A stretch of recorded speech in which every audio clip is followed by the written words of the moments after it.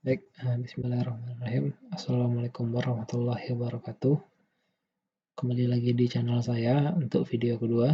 Itu bertemakan tentang cerita dari Quasar pada konstelasi Virgo yang dinamakan Quasar 3C273. Oke, Quasar 3C273 ini adalah Quasar pertama yang teridentifikasi pada 1962 ya, diceritakan. Nah, yang ini yang di kiri ini adalah gambar Quasar itu yang ditangkap oleh teleskop Hubble, satelit Hubble ya, pada tahun 1994, 6 Juni lalu. Berikut data observasinya. Jadi Quasar ini terletak di konstelasi Virgo dengan right ascension itu 12 jam 29 menit 6,7 detik dengan deklinasi plus 2 derajat 3 menit 9 detik.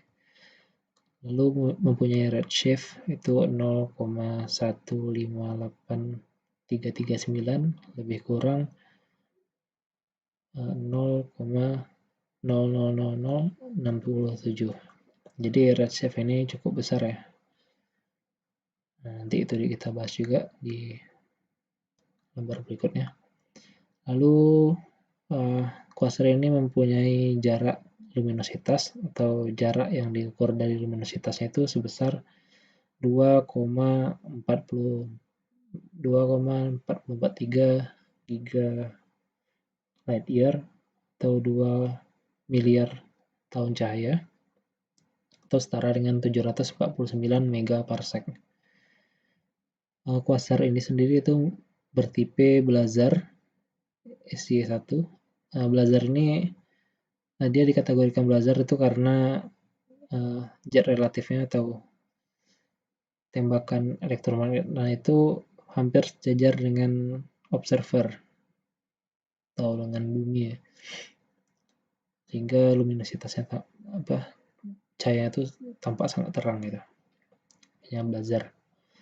Selanjutnya itu ada magnitudo visualnya V itu 12,9 dan magnitudo mutlaknya itu minus 26,7. Selanjutnya Quasar ini ditemukan oleh beberapa astronomer ya. Namun ada 2 orang penting gitu yang kita fokuskan pada video ini. Yang pertama itu adalah Cyril Hazard, seorang astronomer berasal dari Inggris. Dia adalah pelopor dari metode okultasi bulan, yang mana okultasi ini memiliki tingkat akurasi posisi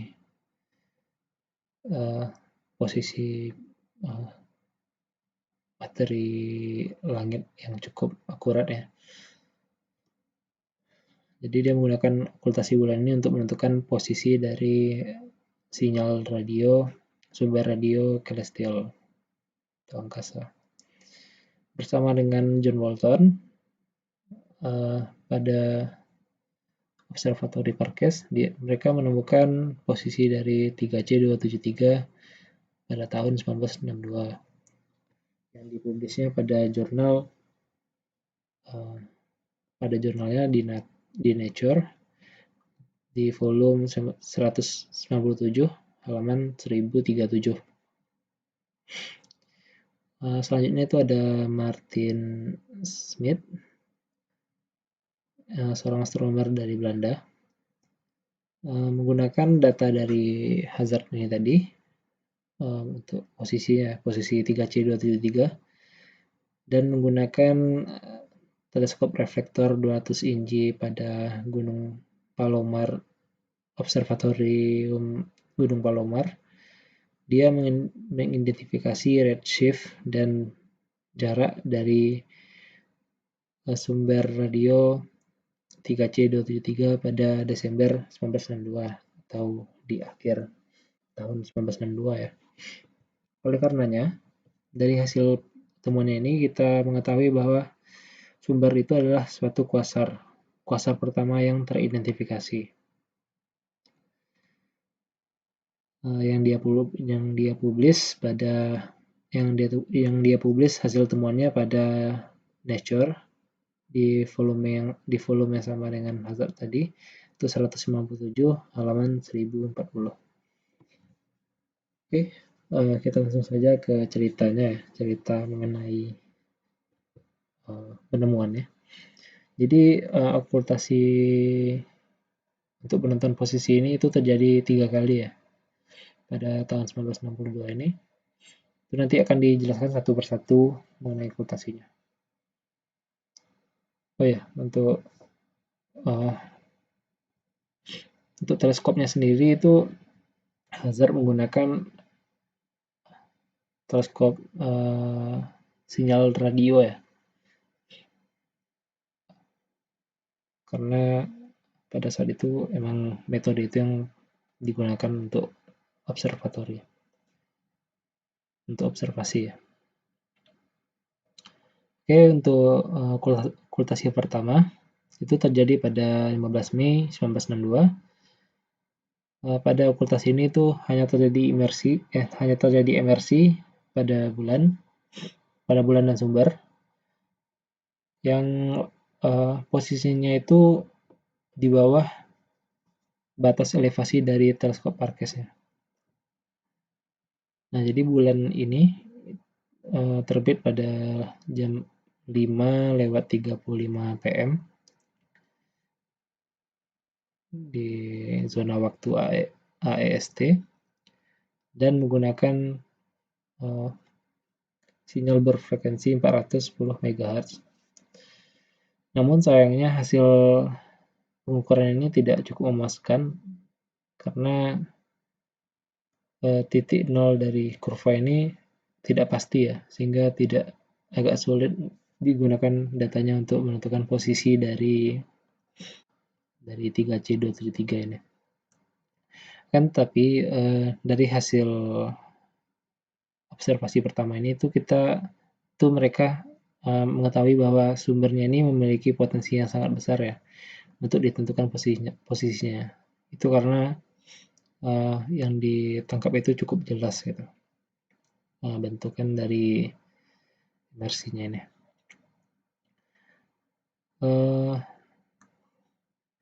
Jadi kenapa hasilnya kurang memuaskan itu karena bulan dan sumber itu dia bergerak atau bergeser melewati sudut batas dari teleskopnya atau di bawah 30 derajat elevasi. Itu makanya titik nolnya tidak dapat dia. Oke, oh ya, ini bentukan grafiknya, grafik sinyal yang didapat pada okultasi pertama. Selanjutnya itu okultasi kedua. Jadi untuk mengatasi permasalahan yang pertama ini, yang sumber dan bulan bergerak melewati batas teleskop, para observer dari Parkes itu dia melakukan segala macam usaha yang membuat teleskop itu mampu untuk menambah limitnya 1 derajat ya, jadi 29 derajat elevasi berarti limitnya, dan menyingkirkan segala barang-barang yang dapat mengganggu transmisinya. Dan untuk okultasi kedua ini mereka menggunakan dua sinyal ya, dual twin dipole fits yang frekuensinya itu 136 MHz dan 410 MHz. Okultasi kedua ini terjadi pada 5 Agustus 1962, yang mana terjadi emersi dan imersi. Imersi terjadi pada 5:46 PM zona waktu AST pada elevasi 43,5 derajat, dan setelah 27 detik itu terjadi lonjakan kecil atau small bump. Lalu emersi terjadi pada 7:05 PM atau jam 7 malam zona waktu AST, yang mana elevasinya juga di atas 30 derajat. Nah, jadi sebenarnya usaha dari observer Marquez untuk menaikkan limit, untuk menurunkan limit itu sebesar 1 derajat ini sebenarnya cukup sia-sia ya, karena elevasi yang terjadi itu malahan lebih besar dari batas elevasi teleskopnya. Nah, pada emersi ini tidak terjadi bump atau lonjakan. Ini dapat disimpulkan bahwa saat imersi tadi itu terjadi pergeseran atau angle pada source-nya sebenarnya. Nah, sebenarnya tadi itu dibagi dua ya, menjadi komponen A dan komponen B. Itu karena memakai twin dipole.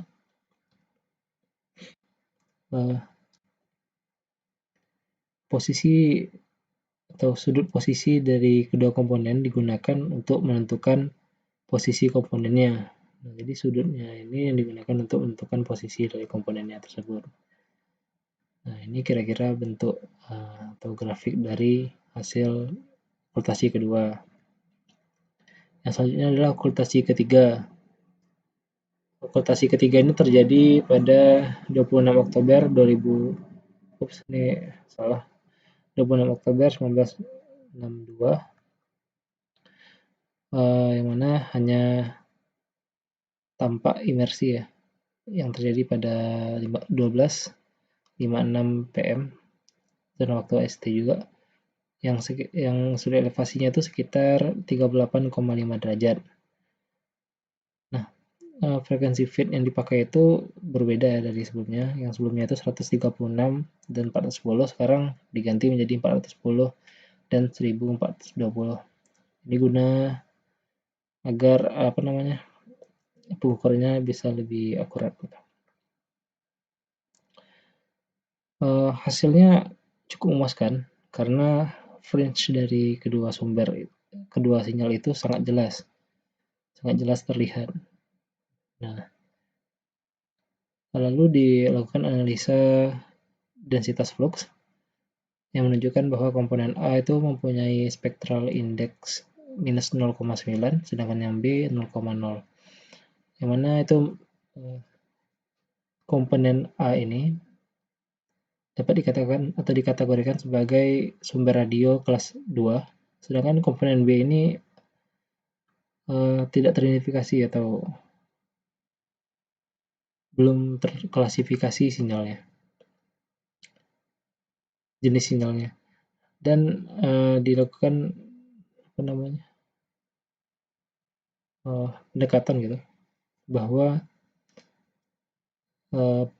komponen B ini adalah suatu sinyal yang dipancarkan oleh core atau inti terang dari suatu halo yang lebar intinya itu 0,5 arcsekon dan lebar halonya itu 7 arcsekon. Jadi inti itu sangat padat ya, dibandingkan halonya gitu. Oke, selanjutnya calculation atau perhitungan dari okultasi bulan. Jadi yang digunakan itu adalah data pada 5 Agustus dan 26 Oktober. Dan pada saat itu Hazard mengkalkulasi posisi dari 3C273 ini dibantu oleh Dr. W. Nicholson, dan mereka menggunakan tabel watts untuk posisi dari tubuh bulannya, karena ini berguna untuk menentukan posisi dari sumbernya. Nah, jadi di sini ada beberapa kalkulasi atau rumusan untuk lunar okultasi bulan. Yang mana T besar ini adalah durasi okultasinya sebanding dengan waktu emersi dikurang dengan waktu emersinya. Dan T kecil ini adalah waktu yang dibutuhkan untuk bergerak 1 arcsekon sepanjang garis tegak lurus dengan tubuh bulan seperti ini, dan durasi tadi juga mempunyai rumus seperti ini. Sebenarnya masih banyak lagi ya rumusnya, cuman saya belum memperdalam kajian tentang okultasi bulan ini. nanti akan dicantumkan link di bawah untuk mendownload buku dari atau metode ya dari Hazard ini mengenai okultasi bulan. Dan ini kira-kira adalah geometri dari okultasi bulan ini untuk menentukan posisi sumbernya P1 sampai 2. Theta ini adalah sudut sumbernya. Lalu ini grafik yang seperti yang didapat tadi, seperti ini ya. Dan UT ini adalah waktunya.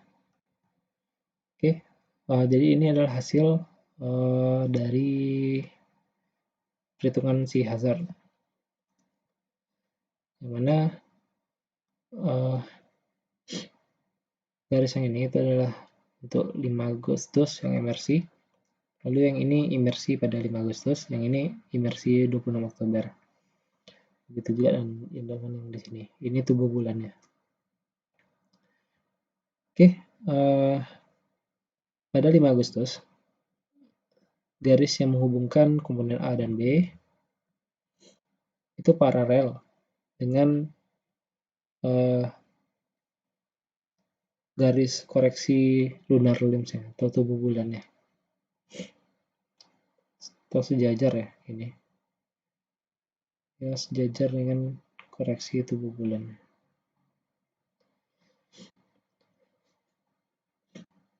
Jadi itu dapat dikatakan atau konsekuensinya itu kedua komponen ini terokultasi hampir simultan saat 5 Agustus itu. Sedangkan pada 26 Oktober garis koreksi itu hampir tegak lurus dengan garis yang menghubungkan kedua komponen. Ini ya, dia tegak lurus dengan kedua komponen, dengan garis yang menghubungkan kedua komponen. Ini garisnya yang menghubungkan kedua komponen, ini yang garis yang tegak lurusnya itu. Ya. Karena dia tegak lurus, itu dia menghasilkan fringe dengan kualitas yang tinggi pada kedua sumber ini. Jadi dapat diukur lebih baik gitu. Dimana hasil dari okultasi itu seperti pada tabel ini. Untuk komponen A mempunyai re-accession itu 12 jam 26 menit 32,38 detik dan deklinasi plus 2 derajat 19 detik 27,8 19 menit 27,8 detik. Nah, jadi hasil yang didapat di sini itu cukup berbeda dengan yang di depan. Itu karena ini kan pakai pendekatan yang lama ya, itu tabel watts dan metode yang lama juga pakai sinyal radio dan segala macam. Sedangkan yang di depan itu adalah metode terbaru dan data yang terbaru juga mengenai bulannya, sehingga datanya itu lebih akurat ya. Dan untuk komponen B hampir mirip, itu 12 re-accession itu 12 jam 26 menit 33,29 detik dengan deklinasi plus 2 derajat 19 menit 40 detik. Oke, dari hasil okultasi Hazard ini itu dipakai oleh Smith pada Desember 1962 untuk mengobservasi 3C273 untuk mengidentifikasi 3C273. Jadi Smith itu menggunakan teleskop reflektor 200 inch ya pada Gunung Palomar. Dia mendapatkan sebuah spektrum dengan sumber yang mana mengindikasikan bahwa dia mendapatkan sebuah spektrum dari sumber yang mana mengindikasikan bahwa sumber itu mempunyai redshift 16%. Jadi redshift itu ini ya, pergeseran garisnya, garis H, delta H, gamma HB ini. Jadi pergeseran garis merah ini. Dan menggunakan hukum Hubble itu dapat diketahui bahwa sumber ini mempunyai jarak yang sangat-sangat jauh dari observer atau dari bumi, itu hingga miliaran tahun cahaya. Nah, bisa dilihat di sini di bawah ini adalah hasil pengukuran dari Smith ya untuk spektrumnya. Jadi dapat dibuat tabel ini wavelength atau panjang gelombang dan identifikasi. Ini panjang gelombangnya, ini identifikasinya.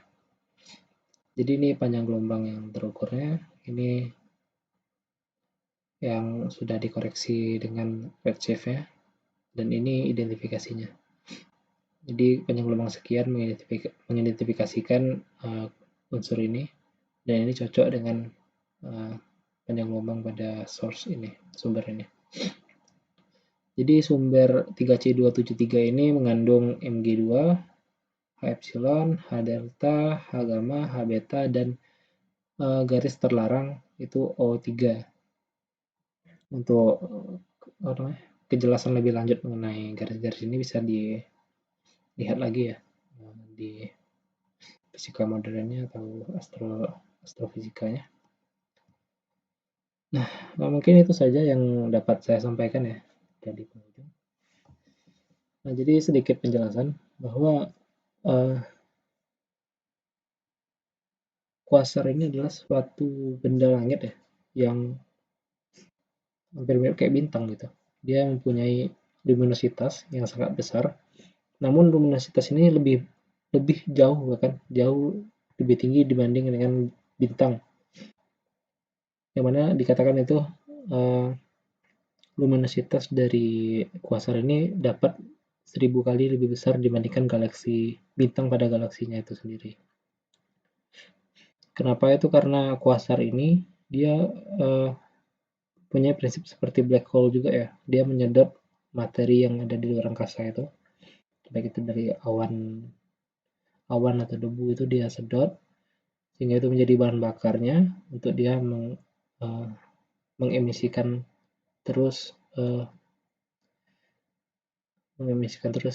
cahaya gitu. Karena dia sangat terang dan jaraknya itu sangat jauh dari bumi, hingga 2 miliar tahun cahaya tadi ya. Terima kasih sudah menonton ya. Dan apa yang saya buat ini itu berdasarkan dari sumber-sumber ini, dari Wikipedia, dari Parkes ATNF Zero, dan dari jurnal-jurnal Hazard dan Smith.